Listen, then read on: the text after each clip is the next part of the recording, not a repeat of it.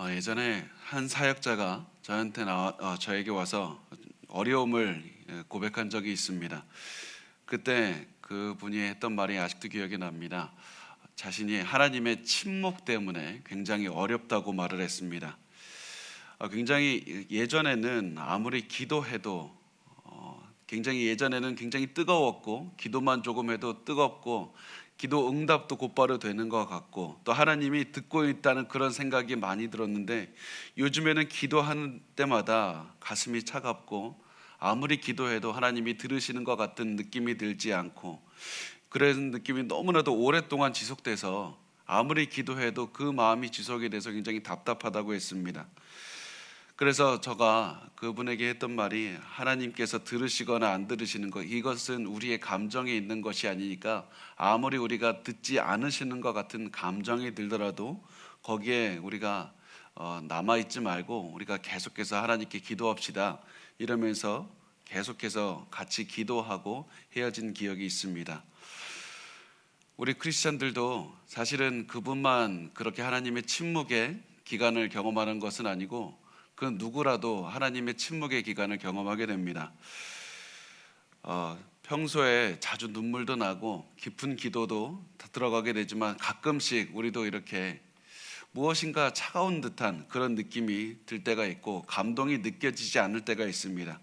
이럴 때 우리가 보통 많은 분이 낙심하고 기도를 좀 멀리 하게 되지만, 그럼에도 불구하고 우리가 계속해서 기도해야 된다는 사실을 기억하셨으면 좋겠습니다. 왜냐하면 이 하나님께서는 반드시 우리의 감정과 우리의 생각을 뛰어넘어서 우리의 기도를 반드시 듣고 계시기 때문입니다. 하나님께서 이 잠시 우리가 그 하나님의 침묵이라고 우리가 보통 말하는 이 잠시 동안의 이 기간이 또한 짧게 지나가게 하시고, 결국에는 우리 마음속에 다시 한번 감동을 주실 것이라는 확신을 갖고 있기 때문에, 하나님은 반드시 하나님의 그 침묵의 기간을 깨실 것이라는 우리의 사실을 다 알고 있기 때문에, 우리가 하나님을 다시 한번 생각할 수 있고, 그 어떤 어려움 속에서도 다시 하나님께 기도할 수 있는 그런 힘을 얻을 수 있는 겁니다. 그래서 우리는 하나님의 침묵을 만나도 다시 이겨낼 수 있다는 생각을 가질 수가 있지만, 우리가 오늘 계속해서 지금까지 본 사무엘상 이 본문을 보면 하나님의 침묵이 나오는데, 여기서 나오는 하나님의 침묵은 우리가 보통 기도할 때 경험하는 하나님의 침묵과는 질적으로 다른 침묵이었습니다. 이들이 왜 침묵을 경험했냐면, 이 사람들은 하나님의 음성도 구하지 않았고 하나님의 뜻대로 살기도 원하지 않았기 때문입니다. 이들은 하나님께서 음성을 들려주시는 것도 원하지 않았습니다. 하나님께서는 하나님의 응답을 가볍게 여기고, 하나님의 말씀을 들려주셔도 순종하기로 원하지도 않는 사람에게는 응답하지 않으십니다. 하나님은 하나님의 응답을 절대로 낭비하지 않으십니다. 그래서 사무엘상에 등장하는 하나님의 침묵은 사람들이 하나님의 말씀을 듣고 싶어 하지 않았기 때문에 시작한 침묵이었습니다. 그래서 이 이스라엘 땅에서는 계속해서 하나님의 침묵이 지속되다가 어느 날 모든 것이 바뀌는 순간이 찾아왔습니다. 왜냐하면 하나님께서 어린 사무엘에게 말씀하시기 시작했기 때문입니다. 그리고 이 사무엘의 반응이 무엇입니까? 하나님께서 말씀을 시작하셨을 때 사무엘이 그 말씀을 들은 반응은 회막 가운데 있는, 이스라엘 가운데 있는 그 어떤 사람과의 반응과도 달랐습니다. 사무엘상 3장 10절을 보면 이렇게 말씀합니다. 여호와께서 임하여서서 전과 같이 사무엘아 사무엘아 부르시는지라. 사무엘이 이르되 말씀하옵소서 주의 종이 듣겠나이다 하니, 사무엘이 이렇게 말합니다. 하나님 말씀하옵소서 주의 종이 듣겠습니다. 하나님의 말씀을 사무엘이 듣기를 원했고, 하나님의 말씀에 순종하겠다고 이렇게 반응을 보입니다. 우리가 이 말씀을 보면서, 이 짧은 사무엘의 반응이지만 우리도 이 사무엘과 같은 마음을 가지기를 원합니다. 하나님께서 말씀하시면 내가 순종하겠습니다. 하나님의 응답이 너무나도 그립습니다. 하나님의 그 말씀을 들려달라는 그 마음으로 기도했으면 좋겠고요, 말씀을 읽고 말씀을 묵상하시기를 원합니다. 그런데 우리가 많은 분들이 기도할 때 어떻게 기도합니까? 하나님 말씀을 먼저 들어보고 그 다음에 내가 순종할 수 있으면 순종하겠다는 그런 마음이 사실 있지 않습니까? 이런 마음으로 하나님 먼저 말씀을 들어보고 내가 말씀을 공부해보고 말씀이 내 상황에 적용이 되는지 안 되는지 내가 할 수 있는지 없는지 먼저 생각해보고 그 다음에 내가 적용하겠습니다. 이런 마음으로 말씀을 읽고 기도하면 그 어떤 순종도 할 수 없습니다. 결국에서는 시간이 지날수록 하나님에 대한 지식만 늘어나고 하나님께서 무엇을 원하시는지는 더욱더 알게 되는데 여전히 순종하지 않는 그런 상태가 되는 겁니다. 만약에 우리가 이런 상태가 지속된다면 우리가 두 가지를 분명히 아셨으면 좋겠습니다. 첫 번째, 모르고 지은 죄보다 알면서 지은 죄가 훨씬 더 크다는 사실을 반드시 아셨으면 좋겠습니다. 그리고 두 번째, 아까 말씀드린 것처럼 하나님은 기도 응답을 절대로 낭비하지 않으십니다. 하나님의 말씀을 듣고 순종하지 않을 사람에게는 하나님께서는 그 사람에게 기도에 응답하지 않으십니다. 그래서 우리가 하나님의 뜻을 묻기 전에 반드시 내가 사무엘과 같이 하나님 말씀하시면 내가 순종하겠습니다. 하나님 어떠한 말씀을 하시든지 내가 순종하겠다는 그 마음부터 우리가 갖게 해달라고 그 마음에 대한 기도부터 우리가 시작을 했으면 좋겠습니다. 자, 이제 하나님께서 순종하는 마음을 가진 사무엘에게 이제 말씀을 하기 시작합니다. 11절 말씀을 보면 이렇게 말씀합니다. 여호와께서 사무엘에게 이르시되 보라 내가 이스라엘 중에 한 일을 행하리니 그것을 듣는 자마다 두 귀가 울리리라. 자, 두 귀가 울린다는 말은 어떤 다른 의미가 아니라 앞으로 하나님의 하시는 말씀이 너무 충격적이고 너무 무섭고 떨리게 하는 말이라서 그 말씀을 듣는 모든 사람이 몸이 떨리고 말을 하지 못하는 그런 엄청난 충격에 휩싸이게 될 것이다. 엄청난 두려움에 휩싸이게 될 것이다. 이 말씀을 하는 겁니다. 그래서 그 내용이 무엇이냐면 12절부터 13절의 말씀을 보면 내가 엘리의 집에 대하여 말한 것을 처음부터 끝까지 그날에 다 이루리라. 내가 그의 집을 영원토록 심판하겠다고 그에게 말하는 것은 그가 아는 죄악 때문이니 이는 그가 자기의 아들들이 저주를 자청하되 금하지 아니하였음이니라. 사무엘상 2장에 보면 하나님께서 엘리에게 선지자 하나님의 사람을 보내서 엘리 가문의 저주를 내릴 거라고 말씀을 하셨습니다. 그리고 사무엘에게 하신 말씀은 그 선지자에게 한 말씀을 이제 이룰 때가 왔다. 조금 있으면 이룰 것이다. 이렇게 말씀을 하는 겁니다. 정말 중요한 것은 하나님께서는 엘리가 앞으로 벌어질 일이 다 뭔지 다 알고 있다. 하나님께서는 엘리가 모르는 가운데에서 쌓인 죄를 그것은 남모르게 그냥 가지고 있다가 너 이거 몰랐지 하면서 갑자기 심판하겠다고 말씀하시는 게 아닙니다. 엘리는 자기의 죄가 뭔지 다 알고 있었습니다. 하나님께서는 엘리에게 일부러 사람들을 통해서 자기의 자식들이 하나님을 얼마나 무시하는지를 알게 하셨고 그 다음에 하나님의 선지자를 보내서 또한 하나님의 말씀을 또한 알게 하셨습니다. 하나님께서는 엘리에게 계속해서 경고를 하셨는데 중요한 것은 엘리가 하나님의 말씀을 중요하게 듣지를 않았다는 것이었습니다. 그래서 엘리는 아무런 조치도 취하지 않았습니다. 그래서 하나님께서는 아무런 조치도 취하지 않은 엘리에게 말씀하셨습니다. 이제 하나님께서 경고한 일을 실행하실 것이다. 제가 지난 시간에도 말씀을 드렸는데요. 우리가 반드시 잘 기억하셨으면 좋겠습니다. 엘리는 우리가 보통 생각하듯이 그렇게 나쁜 사람은 아니었다라는 것이 많은 신학자들의 판단입니다. 아마 마음씨 좋은 할아버지 같은 그런 좋은 분이었을 겁니다. 그렇지만 그 사람에게는 하나님을 경외하는 마음이 없었습니다. 이 사람도 분명히 자기 자식들을 통제하고 싶었을 겁니다. 그렇지만 자식들의 죄를 통제할 수 없는 그런 나름의 이유도 있었을 겁니다. 엘리도 나름대로 자식들에게 경고했고 나름대로 열심히 살았고 나름대로 최선을 다했습니다. 그래서 사실 제가 엘리의 상황을 보면 인간적인 마음으로는 엘리의 상황을 이해하고 싶은 마음들이 참 많이 있고 굉장히 안타까운 마음들도 많이 듭니다. 그렇지만 정말 우리가 기억해야 될 것이 엘리를 판단하시는 분은 저도 아니고 그 주변에 있는 사람들도 아니고 하나님이라는 사실입니다.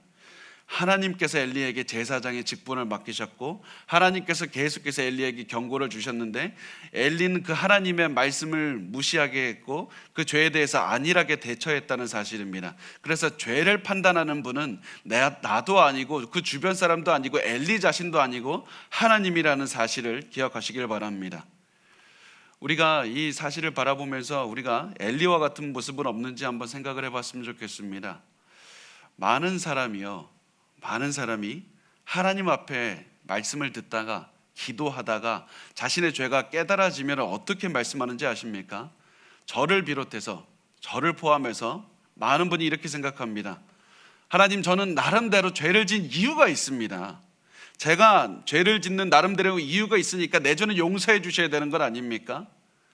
그러면서 우리가 인생을 세 가지 기준으로 우리가 판단을 하기 시작하는데, 첫 번째, 우리 인생은 현실적인 기준으로 판단하고, 두 번째, 인간적인 기준으로 판단하고, 세 번째, 내 나름대로의 기준을 가지고 나의 인생을 판단하기 시작합니다.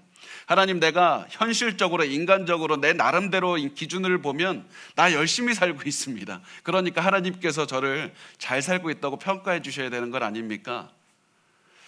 그래서 내가 내 나름대로의 기준으로 보면 신앙생활 잘하고 있고 나는 좋은 사람이고 하나님께 나름대로 순종하고 있다는 그런 결론을 내리게 됩니다.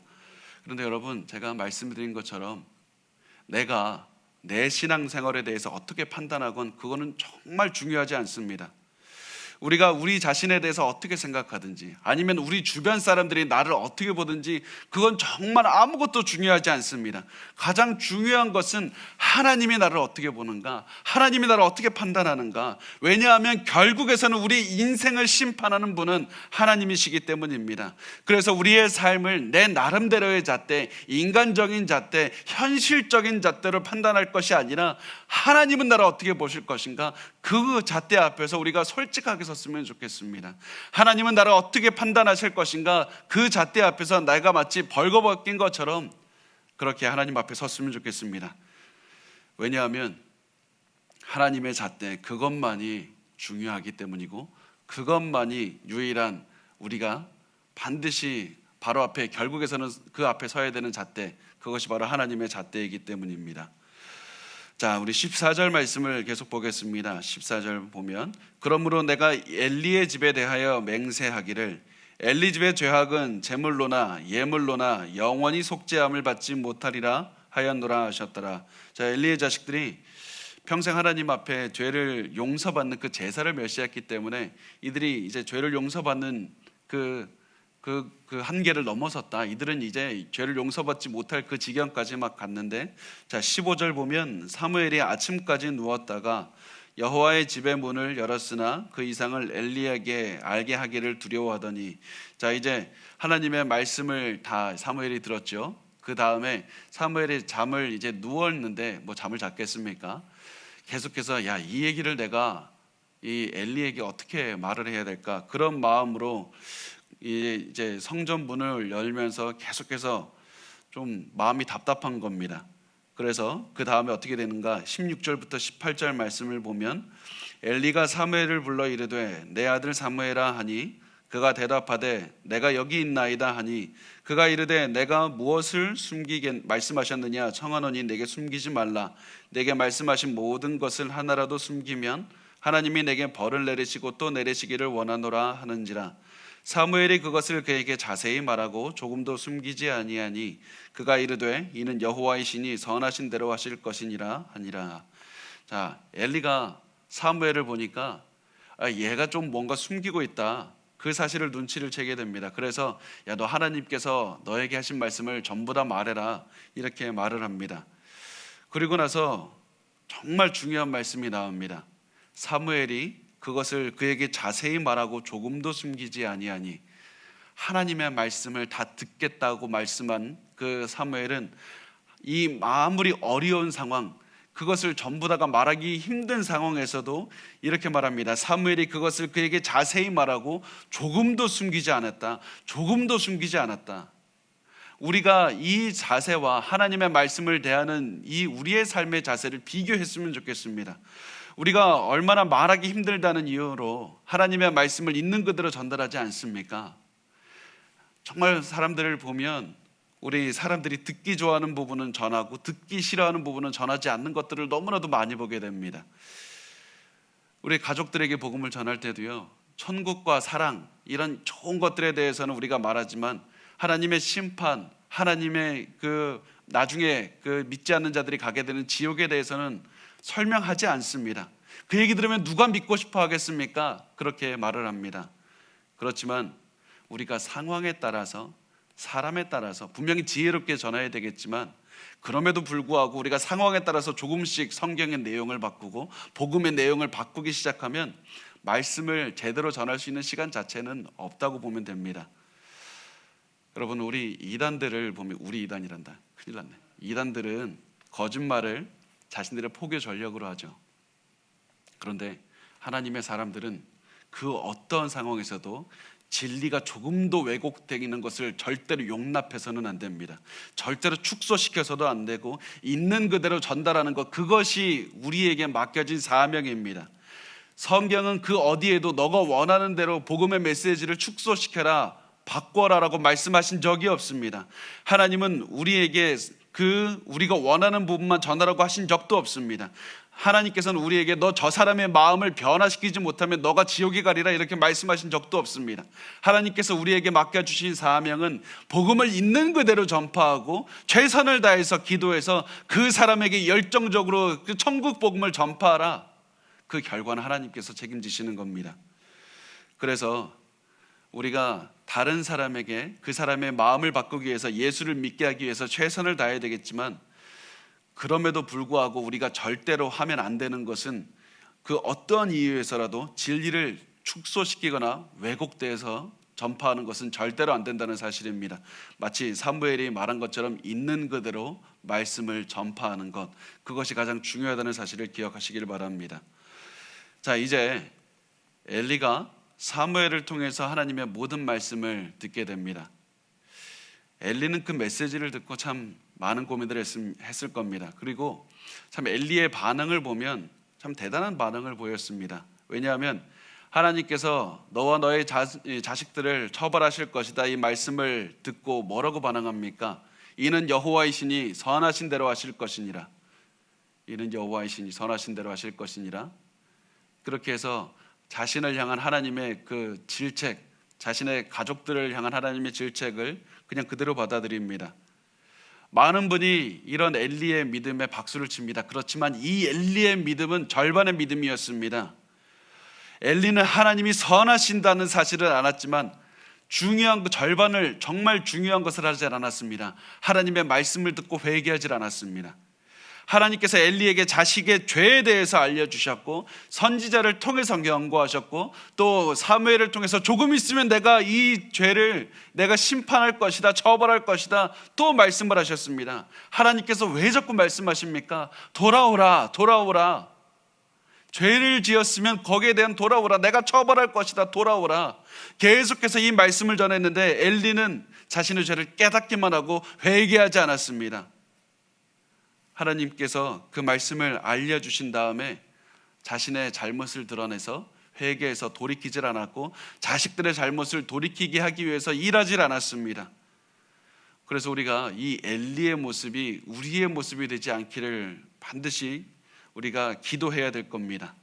우리는 절대로 이런 모습이 되어서는 안 됩니다. 하나님께서 우리의 죄를 깨닫게 해주시는 것은 우리가 단순히 우리의 잘못을 깨닫고 그냥 하나님은 알려주셨다, 하나님은 위대하시다, 거기서 끝나는 것이 아니라 내가 하나님을 닮아가는, 하나님의 품성을 닮아가는 자로 변하기를 원하시기 때문입니다. 그래서 우리가 지금까지 혹시라도 가지고 있는, 하나님께서 나의 죄를 깨닫게 해주셔서 내 마음에 죄책감만 늘어나고 내가 하나님 이 죄 아는데 내가 벗어나지 못했습니다, 그런 마음만 우리가 가지고 산다면 우리가 엘리의 모습을 가지고 사는 것이 되는 것밖에 되지 않습니다. 이제 우리가 엘리가 아니라 사무엘처럼 하나님 말씀하옵소서, 내가 어떤 말씀이든지 순종하겠습니다, 이런 마음으로 혹시 우리의 큰 죄라도, 우리의 잘못이라도, 오랫동안 쌓인 습관이라도 우리가 이제는 마음껏 버리고 하나님만 좇겠다는 그런 마음으로 하나님을 따라갔으면 좋겠습니다. 우리는 절대 엘리처럼 되어서는 안 되겠습니다. 자, 우리 19절 말씀을 보겠습니다. 사무엘이 자라매 여호와께서 그와 함께 계셔서 그의 말이 하나도 땅에 떨어지지 아니하니. 자, 그의 말이 누구의 말입니까? 하나님의 말입니까? 사무엘의 말입니까? 하나님과 사무엘의 말입니다. 왜냐하면 하나님의 말을 사무엘이 대언했기 때문입니다. 하나님의 말씀하신 것을 사무엘이 그대로 있는 그대로 대언하는 선지자가 사무엘이 되었다는 사실을 말을 하고 있습니다. 사무엘을 통해서 하나님께서 말씀하셨기 때문에 하나님이 말씀하신 그 선포하신 말씀은 다 이루어졌습니다. 그래서 잠깐 말씀을 드리면 제가 예전에도 잠깐 말씀을 드린 것 같은데 요즘에 굉장히 유튜브에도 그렇고 자신들이 하나님이 세운 선지자 예언자다 이렇게 말하는 자들이 굉장히 많이 있습니다. 외국에도 있고 한국에도 있고.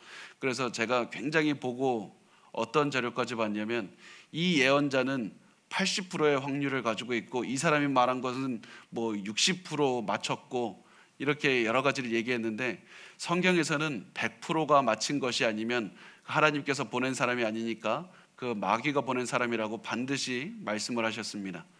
하나님께서 말씀하신 것은 100%입니다. 그래서 이 인터넷 그런 곳에서 자신이 예언자다 선지자다 말하는 자들의 말을 절대로 듣지 마시고 이 시대의 선지자 예언자 그런 거 존재하지 않습니다. 그냥 그 사람들의 사기꾼이라고 생각하시고 그냥 그들의 그 말이 누군가가 좋은 의도로 만약에 그런 영상을 공유해 주셔도 그냥 듣지 않으셨으면 좋겠습니다. 자, 20절 말씀을 보면 이렇게 말합니다. 단에서부터 브엘세바까지의 온 이스라엘이 사무엘은 여호와의 선지자로 세우심을 입은 줄을 알았더라. 자, 사무엘에 대한 하나님의 모든 말씀의 성취가 되었기 때문에 이스라엘 모든 사람이 사무엘이 선지자가 되었다는 사실을 이제 다 알게 되었다는 겁니다. 이제부터 사무엘이 굉장히 중요한 역할을 담당하는데요. 사무엘이 세 가지 역할 크게 보면 되겠습니다. 마지막 마지막 사사가 사무엘이고 또 사무엘은 선지자였고 제사장의 역할까지 했다. 이 세 가지를 했다는 사실을 우리가 아셨으면 좋겠고요. 그래서 사무엘은 우리가 보통 일반 성도들이 생각하는 것보다 굉장히 중요한 역할을 담당한 그런 선지자였습니다. 자, 21절에 보면 여호와께서 실로에서 다시 나타나시되 여호와께서 실로에서 여호와의 말씀으로 사무엘에게 자기를 나타내시니라. 사무엘의 말이 온 이스라엘에 전파되니라. 자, 보면 하나님께서 말씀으로 사무엘에게 자기를 나타냈다고 말씀을 합니다. 자, 하나님께서 사무엘에게 말씀으로 하나님을 드러내셨습니다. 이 사무엘상의 시작 어떻게 시작했는지 기억나십니까? 어떻게 되냐면 이스라엘의 리더십의 위기가 찾아왔습니다. 이스라엘의 큰 리더십의 위기가 찾아왔을 때 이 리더십의 위기를 극복하기 위해서 하나님께서는 무슨 리더십 세미나를 연 것도 아니고요. 하나님께서 특출난 리더 한 사람을 보낸 것도 아니었습니다. 이스라엘의 리더십의 위기가 찾아왔을 때 이 위기를 극복하는 방식으로 하나님께서 하셨던 것은 말씀을 보내주시는 것이었습니다. 하나님의 말씀으로 사무엘에게 드러내셨고 사무엘은 하나님의 모든 말씀으로 온 이스라엘에게 전달했던 것이었습니다. 하나님의 말씀이 이 이스라엘에 있는 위기를 극복하는 단 하나의 방법이었습니다. 우리 시대에도 우리가 요즘에 무슨 말을 합니까? 리더십의 위기가 찾아왔다고 말합니다. 따를 만한 리더가 없다는 말을 너무나도 많이 들었습니다. 이때 우리가 어떤 기도를 많이 합니까? 하나님 탁월한 대통령을 주십시오. 탁월한 영적 리더를 주십시오. 하나님 뛰어난 기업가를 주십시오. 하나님께 계속해서 우리는 탁월한 리더들, 탁월한 사람들 이런 것들을 계속해서 구하지만 하나님께서 분명히 이 시기에 위기의 시기에 이 사무엘상을 통해서 우리에게 알려주시는 것은 이 시기에 가장 필요한 것은 모든 사람이 다시 한번 말씀으로 돌아가는 것이다.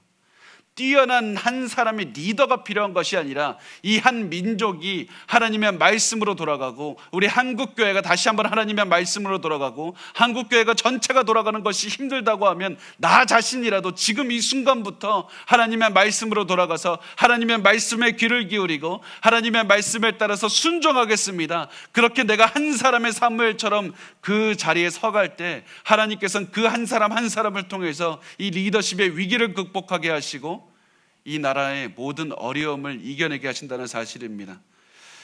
우리 나라의 위기를 가져다 준 것은 뛰어난 리더가 없어서가 아니라 사람들이 하나님의 말씀을 듣지 않기 때문입니다. 지금 우리가 극복해야 되는 것은 하나님의 말씀을 다시 한번 듣는 자세를 갖는 겁니다. 그리고 성경이 이 말씀에 대해서 이렇게 말씀합니다. 우리 히브리서 1장 1절에서 2절 우리 같이 한번 읽어보겠습니다. 시작. 옛적의 선지자들을 통하여 여러 부분과 여러 모양으로 우리 조상들에게 말씀하신 하나님이 이 모든 날 마지막에는 아들을 통하여 우리에게 말씀하셨으니 이 아들을 만유의 상속자로 세우시고 또한 그로 말미암아 모든 세계를 지으셨느니라. 우리에게 과거에는 하나님의 말씀을 통해서 선지자들을 통해서 말씀하셨던 하나님이 이제는 아들 예수 그리스도를 통해서 말씀을 하신다. 그래서 우리가 어려울 때마다 다시 한번 돌아가야 되는 것이 예수 그리스도의 말씀입니다. 우리가 항상 예수 그리스도의 말씀이 어떻게 말씀하셨는가, 성경을 듣고 예수의 말씀을 통해서 진리를 깨닫고 생활이 어렵고 힘들고 내가 도저히 무엇을 해야 될지 모를 때마다 다시 한번 하나님의 말씀 예수 그리스도께로 돌아가야 되는 겁니다.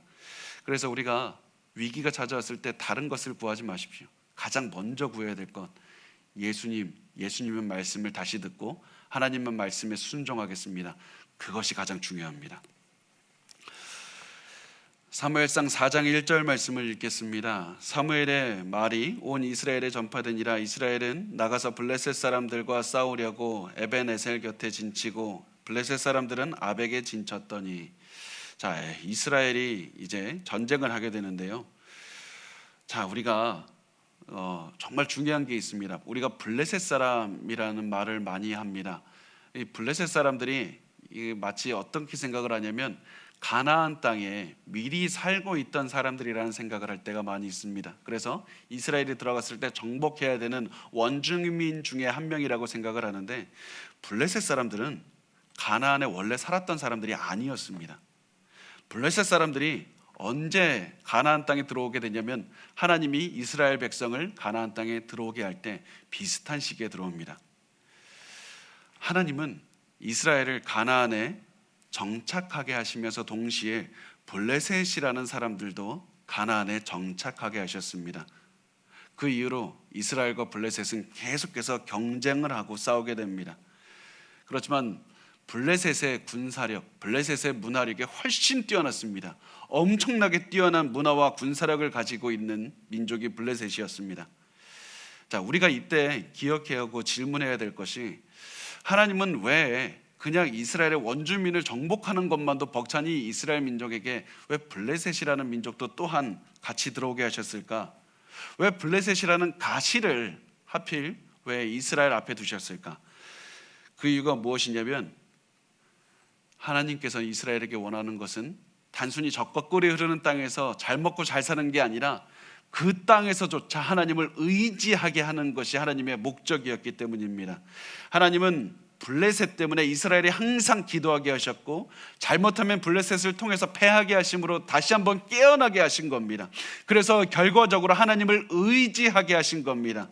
그래서 이스라엘이 젖과 꿀이 흐르는 땅에서 하나님께서 주신 축복을 누리는 방법은 젖과 꿀이 흐르는 땅으로 인도하신 하나님을 의지하는 것밖에 없다. 하나님을 의지하는 법을 배우게 하기 위해서 가시를 주신 겁니다. 우리의 인생에서도 블레셋과 같은 가시가 있다면 기뻐하십시오. 우리가 하나님께서 주시는 하나님의 능력을 의지하게 하셔서 하나님의 주시는 큰 복을 누리게 하시려는 그런 계획 때문에 그런 가시를 주신 겁니다. 자, 2절과 3절 말씀을 같이 보겠습니다. 같이 읽겠습니다. 시작. 블레셋 사람들이 이스라엘에 대하여 전열을 벌이니라. 그 둘이 싸우다가 이스라엘이 블레셋 사람들 앞에서 패하여 그들에게 전쟁에서 죽임을 당한 군사가 4,000명가량이라. 백성이 진영으로 돌아오매 이스라엘 장로들이 이르되 여호와께서 어찌하여 우리에게 오늘 블레셋 사람들 앞에 패하게 하셨는고, 여호와의 언약궤를 실로에서 우리에게로 가져다가 우리 중에 있게 하여 그것으로 우리를 우리 원수들의 손에서 구원하게 하자 하니. 자, 제가 말씀드린 것처럼 블레셋 사람들이 이스라엘보다 훨씬 군사력이 뛰어났습니다. 그래서 이스라엘과 블레셋이 그냥 붙으면 이스라엘이 지는 게 당연한 결과입니다. 그런데 이스라엘 사람들은 블레셋에 우리가 졌다 이 사실을 받아들일 수가 없었습니다. 왜냐하면 이스라엘 사람들의 마음에 이게 있습니다. 하나님께서 우리를 이 약속의 땅에서 들여보내주지 않았는가? 하나님께서는 이스라엘의 지금까지 블레셋보다 더 강한 애굽 군대, 이집트의 군대도 다 이기게 하셨는데, 그래서 앞으로는 우리가 경험하는 모든 그 전쟁도 다 이기는 것이 맞는데 왜 하나님께서 크게 블레셋에 패하게 하셨을까? 어떻게 우리가 블레셋에 질 수가 있는가? 그들이 고민해 본 결과 첫 번째 내린 결론은 하나님께서 블레셋을 지게 하신 거다. 하나님께서 이스라엘의 지도록 일부러 하신 거다. 여기까지는 이스라엘 사람들이 옳은 결론을 내립니다. 그런데 그 다음 결론이 틀렸습니다. 이스라엘 사람들이 전쟁에 진 이유가 무엇인가 고민해보고 내린 결론은 우리한테 언약궤가 없었기 때문이구나. 언약궤가 없었기 때문이라고 생각을 했습니다. 이 언약궤가 마치 부적처럼 같이 있으면 우리에게 큰 도움이 돼서 하나님이 우리와 함께 하셔서 이 언약궤 때문에 우리가 이기게 하는 것이 맞는데 언약궤가 없었기 때문에 블레셋에서 졌다고 생각을 했습니다. 이때 이들이 하나님이 도와주지 않아서 졌다, 하나님께서 패배하게 만들었다고 깨닫는 그때 이들이 사실 생각해야 됐던 것은 우리가 혹시 회개할 죄가 없었나? 우리 죄가 없었나? 하나님께서 우리에게 깨닫게 하신 죄가 없었나? 그래서 이스라엘의 영적 리더인 홈리와 비느하스의 죄를 깨달았어야만 됐습니다. 그들의 죄를 지적했었어야만 됐습니다. 왜냐하면 이스라엘 모든 사람들이 홈리와 비느하스의 죄를 다 알고 있었기 때문입니다. 이들의 모든 죄가 다 드러났기 때문입니다. 그래서 이스라엘 장로들은 반드시 이들의 잘못을 지적하고 회개하는 것부터 시작했어야 되는데 그들은 자기 자신의 잘못을 보지를 못했습니다. 저는 그리고 이 모습을 보면서 굉장히 당연한 사실 하나를 다시 한번 깨닫게 되었습니다. 그게 뭐냐면 사람은 누구나 자기 자신의 죄에 대해서 아주 둔감하다는 것을 다시 한번 깨닫게 됐습니다. 사람은 자기 자신의 죄를 깨닫고 회개하는 것에는 굉장히 느립니다. 우리가 보통 말하죠. 그 내로남불이라고. 저는 그게 처음에는 사자성어인 줄 알았어요. 그래갖고 내가 학교 다닐 때 그거 못 들어봤는데 그랬는데 자기 자신에게는 관대하고 남에게는 높은 기준, 엄격한 기준을 요구하는 것. 내가 하면 로맨스고 남이 하면 불륜이다. 이 기준을 갖는 게 우리가 보통 뭐라고 생각합니까? 저 사람 얼마나 악하면 저렇게 자기에게는 관대하고 나에게는, 자기 자신에게는 관대하고 남에게는 엄격할까? 이렇게 이야기를 합니다. 그런데 그게 악해서 그런 게 아니라 그게 모든 사람의 마음입니다. 저도 그렇고 우리 모두가 다 사람의 본성이 자기 자신에게 관대하고 남에게는 엄격한 겁니다. 그렇게 살다 보니까 홈리와 비느하스의 문제를 이스라엘이 깨닫지 못하는 겁니다. 이 사람 정도 무슨 죄가 큰가? 자기 자신의 죄에 대해서는 관대하게 되고 제대로 바라보지 못하게 됩니다. 마치 우리가 우리 자신의 문제를 남이 보면 저 사람 저 죄 못 깨닫나? 자기 자신은 모를까? 정말 모릅니다. 저도 제 자신의 죄를 깨닫는 것에 굉장히 저도 잘 몰라서 더욱더 기도해야 되고 하나님의 그 시선으로 바라보고 계속해서 훈련해야만 볼 수 있는 게 나 자신의 죄입니다. 그래서 우리가 항상 기도해야 되는 그 기도 제목 중에 하나가 무엇이냐면 하나님, 내가 내 인생에 대해서 내 신앙생활 내로남불하지 않게 하소서. 하나님, 내 신앙 속에서 내가 잘못하고 있지만 내가 바라보지 못하는 게 있습니까? 그거 깨닫게 해달라고 기도해야 됩니다. 왜냐하면 우리가 그것을 깨닫지 못한다면 지금 이스라엘 민족들이 홈리와 비느하스의 죄를 깨닫지 못해서 엄청난 잘못을 저지른 것처럼 우리의 인생도 우리의 잘못을 깨닫지 못한다면 우리도 모르는 새 나는 잘 가고 있다고 생각했는데 잘못 가고 하나님 앞에 큰 죄를 짓고 그런 잘못된 삶을 살 가능성도 있기 때문입니다. 그래서 우리가 항상 깨어있게 해달라고 하나님의 말씀 앞에 하나님의 눈으로 내 인생을 판단하고 내 신앙생활을 판단할 수 있는 눈을 주십시오. 그렇게 기도하셨으면 좋겠습니다. 이스라엘 사람들은 여전히 자신들의 잘못을 깨닫지 못했습니다. 그래서 그들이 내렸던 결론은 하나님의 언약궤를 가져오자. 언약궤를 가져오자. 부적처럼 하나님의 언약궤를 가져오자고 얘기를 했는데 왜 부적을 씁니까? 사람들이 왜 부적을 씁니까? 보통 우리 크리스찬들은 부적을 안 쓰지만 부적 쓰는 사람들의 그 심리가 무엇이냐면 귀신의 힘을 사용하기를 원하기 때문 아닙니까? 인간의 능력이 아니라 귀신의 힘을 내 마음대로 조정하기 위해서 쓰는 게 부적인 겁니다. 이스라엘 사람들이 지금 하나님의 언약궤를 가져오자. 이들이 말로는 부적이라는 말은 안 했지만 부적처럼 가져오게 원했던 이유는 하나님의 능력을 내 마음대로 쓰기 위해서 가져오는 겁니다. 하나님의 뜻과는 상관없이 내가 원하는 곳에 내가 원하는 뜻대로 사용하기를 원했기 때문에 이 전쟁에서 이기기 위해서 언약궤를 가져오자고 말을 하는 겁니다. 그래서 4장 4절에서 이렇게 말씀합니다. 이에 백성이 실로에 사람을 보내어 그룹 사이에 계신 만군의 여호와의 언약궤를 거기서 가져왔고 엘리의 두 아들 홈리와 비느하스는 하나님의 언약궤와 함께 거기 있었더라. 자, 이 말씀을 잘 보면 만군의 그룹 사이에 계신 만군의 여호와의 언약궤라고 말을 합니다. 갑자기 말이 길어졌죠. 방금까지는 하나님의 언약궤 이렇게 말했는데 그룹 사이에 계신 만군, 그러니까 그룹이라고 하면 체루빔을 말하죠. 그러니까 특별한 천사를 말합니다. 굉장히 높은 천사, 그 높은 천사들 사이에 계신 하나님의 언약궤를 가져왔다. 만군이라는 것은 천사들을 군대로 거느리고 계신 하나님을 말씀을 합니다. 왜 이렇게 길게 설명합니까? 그 이유가 무엇이냐면 장로들이 지금 부적처럼 가볍게 여기고 있는 그 가볍게 대하는 상대가 누군지 지금 반드시 알려주고 있는 겁니다. 지금 장로들이 상대하고 있는, 이스라엘 사람들이 가볍게 상대하고 있는 분은, 부적처럼 대하고 있는 분은 높은 천사들이 모시고 있고 모든 천사를 군대로 건드리고 계신 하나님이라는 사실을 말을 하고 있는 겁니다. 이 엄청난 하나님을 감히 지금 부적처럼 여기고 있다, 이렇게 말을 하고 있는 겁니다. 이렇게 해서 이 사람들은 하나님의 능력을 자기 마음대로 사용할 수 있을 줄 알았습니다. 이렇게 큰 죄를 지은 사람들, 이 사람들의 중심에 누가 있습니까? 바로 엘리의 두 아들 홈리와 비느하스가 있었습니다. 엘리의 두 아들 홈리와 비느하스는 하나님의 언약궤와 함께 거기 있었더라. 감히 하나님의 언약궤를 부적처럼 여기는 것도 모자라서 홈리와 비느하스가 옮기게 합니다. 이 모든 장면을 통해서 사무엘상을 기록한 기자가 말해주고 있습니다. 이스라엘은 하나님의 모든 말씀을 알고 있으면서도 하나님의 말씀에 귀를 기울이질 않았고, 홈리와 비느하스의 모든 죄를 알고 있으면서도 여전히 홈리와 비느하스에게 하나님의 언약궤를 맡겼다. 큰 죄가 계속해서 지속되고 있습니다. 자, 5절 말씀을 보면 이렇게 말씀합니다. 여호와의 언약궤가 진영에 들어온 때에 온 이스라엘이 큰 소리로 외치매 땅이 울린지라. 자, 이스라엘 사람들이 하나님의 언약궤가 왔으니까 이제 우리가 이길 수 있겠다, 이런 마음으로 기쁨의 함성을 질렀습니다.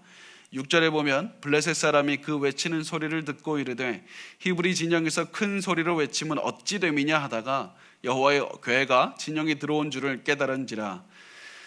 방금 이스라엘 사람들이 크게 패했는데 왜 갑자기 이 사람들이 기분이 좋아서 환호성을 질렀을까? 그렇게 생각을 해보니까 블레셋 군대가 알아보니까 하나님의 언약궤가 도착했다는 사실을 깨닫게 됩니다. 그래서 블레셋 사람들도 하나님의 언약궤, 야, 우리가 두려워하는 그 부적이 왔다, 이렇게 생각을 합니다. 왜냐하면 이 블레셋 사람들이 출애굽 당시에 있었던 일들, 하나님께서 어떻게 애굽을 그렇게 치셨는지 다 들었기 때문입니다. 자, 7절과 8절에 나오는데요, 우리 같이 읽겠습니다. 시작. 블레셋 사람이 두려워하여 이르되 신이 진영에 이르렀도다 하고 또 이르되 우리에게 화로다, 전날에는 이런 일이 없었도다. 우리에게 화로다, 누가 우리를 이 능한 신들의 손에서 건지리요? 그들은 광야에서 여러 가지 재앙으로 애굽인을 친 신들이니라. 블레셋 사람들이 이제 하나님께서 애굽에서 한 일들을 다 우리에게도 하실 수 있겠다, 그 생각이 들자 굉장히 두려워했습니다. 그런데 거기까지는 또 좋은데 이 블레셋 사람들도 어리석은 선택을 합니다. 이들이 하나님을 두려워하지 않고 우리 같이 싸우자, 이런 생각으로 이 하나님에 대항하는 선택을 하게 됩니다. 9절 말씀을 보면 너희 블레셋 사람들아 강하게 되며 대장부가 되라. 너희가 히브리 사람의 종이 되기를 그들이 너희의 종이 되었던 것 같이 되지 말고 대장부 같이 되어 싸우라 하고. 자, 블레셋은 그 하나님에 대해서 용기를 가지고 싸우겠다, 이렇게 결론을 내립니다. 자, 블레셋도 그 하나님 앞에 굉장히 어리석은 선택을 했다는 사실을 우리가 알 수가 있습니다. 그렇지만 그 결과 하나님은 이미 블레셋이 승리하게 만들기로 결심하셨습니다. 그래서 블레셋이 전쟁을 하고 승리하게 하셨습니다. 10절 말씀을 보면 블레셋 사람들이 쳤더니 이스라엘이 패하여 각기 장막으로 도망하였고 살육이 심히 커서 이스라엘 보병에 엎드려진 자가 3만 명이었으며. 이스라엘 사람들이 살육을 당했다고 말합니다. 엄청나게 많은 사람이 죽었는데 그것은 하나님께서 심판하신 것이었습니다. 그래서 우리 마지막 11절 우리 같이 읽겠습니다. 시작. 하나님의 괴는 빼앗겼고 엘리의 두 아들 홈리와 비느하스는 죽임을 당하였더라. 자, 하나님의 괴는 뺏겼고 하나님께서 경고하신 대로 홈리와 비느하스를 처벌하셨습니다. 이렇게 해서 하나님의 말씀이 성취가 되었다, 이것을 우리에게 보여주면서 오늘 우리가 말씀을 마치게 되는데요. 우리가 마지막으로 우리 이 말씀을 보면서 이렇게 말씀을 반드시 기억하셨으면 좋겠습니다. 우리가 이 이스라엘과 같은 모습을 우리가 가지고 있지는 않은가? 내가 기도하면 하나님의 능력을 사용해서 내 마음대로 할 수 있다는 그런 오해를 하실 때가 사실은 있습니다. 내가 기도해서 하나님의 능력으로 좋은 시험 점수를 맞고 하나님의 능력으로 내가 병이 치료가 되고 하나님의 능력으로 사업에 성공한다, 굉장히 좋은 겁니다. 그것은 굉장히 우리가 기도해야 되는 겁니다. 그렇지만 만약에 내가 하나님 기도했으니까 반드시 들어주셔야 됩니다. 내가 아무리 하나님께서 원하지 않는 것이지만 내가 사업을 내 마음대로 하고 있고 이 가정 하나님과는 상관없이 내 방식대로 끌고 가고 있지만 내가 기도했기 때문에 하나님의 능력으로 내가 가는 길이 형통하게 될 것이다, 이렇게 우리의 신학이 되어서는 안 된다는 사실입니다. 우리는 하나님의 능력을 조종할 수 있는 상대가 아니라 우리가 해야 되는 단 하나는 만군의 여호와 하나님 앞을 우리가 겸손하게 서서 하나님의 뜻이 무엇입니까? 내가 하나님의 뜻에 순종하기를 원합니다. 이 마음으로 하나님의 말씀을 구하면서 살아가는 것, 하나님의 뜻대로 살아가는 것, 이것이 바로 우리가 매일매일 구해야 되는 기도 제목이라는 사실입니다. 우리가 그렇게 하나님 앞에 순종하며 하나님의 뜻에 따라서 살아가기로 한다면 하나님께서는 우리의 목자 되신 하나님, 우리를 가장 좋은 곳으로 인도해 주실 것이고 우리의 삶을 가장 형통하게 하실 겁니다. 그래서 하나님께서는 그때 우리가 하나님의 말씀 앞에 순종하며 살아갈 때 우리가 구하는 것보다도 더 많이 하나님은 우리에게 복을 부어 주실 겁니다. 그래서 우리가 계속해서 기도해야 될 것은 하나님의 뜻이 무엇입니까? 내가 순종하겠습니다. 그런 마음으로 우리가 다시 하나님께 순종하는 마음을 구하면서 기도하는 겁니다. 왜냐하면 하나님께서는 하나님의 뜻대로 하나님의 능력을 사용하시고 하나님의 능력을 하나님을 사랑하는 자, 하나님을 겸손하게 하나님을 예배하는 자를 위해서 사용하시기 때문입니다. 우리가 그 하나님을 믿고 하나님께 순종하며 하나님의 말씀을 구하며 하나님께 기도하며 살았으면 좋겠습니다. 그렇게 하나님께 기도하며 하나님의 뜻을 구했으면 좋겠습니다.